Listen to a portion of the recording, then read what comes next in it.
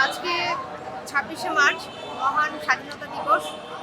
আপনারা সকলেই জানেন যে ১৯৭১ সালে ২৫শে মার্চ সে ভয়াল কালো রাতে যখন পাকিস্তানি হানাদার বাহিনী সহ আল বদর, আল শামস, ঘুমন্ত নিরস্ত্র বাঙালির উপর, ছাত্র, শিক্ষক, বুদ্ধিজীবী সহ সকলের উপর যেভাবে হামলা চালায়, যেভাবে নির্মম নির্যাতন শুরু করে, হত্যাযোগ্য গণহত্যা চালায়, এরপরেই আমরা দেখব যে ২৬শে মার্চ সেই নিরস্ত্র বাঙালি তারা আসলে আর থেমে থাকেনি।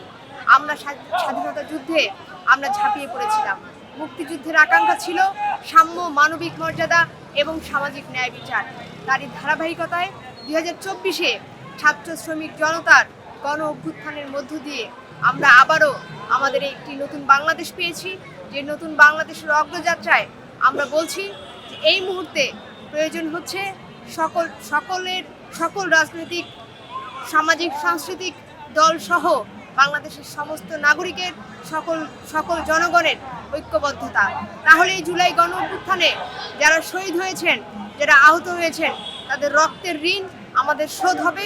আমরা বাংলাদেশকে বৈষম্যমুক্ত করতে পারবো। আমরা বাংলাদেশের প্রত্যেকটি নাগরিকের জন্য মর্যাদাপূর্ণ এবং সামাজিক ন্যায় বিচারপূর্ণ একটি বাংলাদেশ হিসেবে আমরা গড়ে তুলতে পারবো। এবং সবশেষে বলতে চাই যে ১৯৭১ যেমন আমাদের শেকড় এবং ২০২৪ আমাদের চেতনা। এই শেকড় এবং চেতনাকে ধারণ করে আমরা আমাদের বাংলাদেশকে একটি গণতান্ত্রিক বাংলাদেশ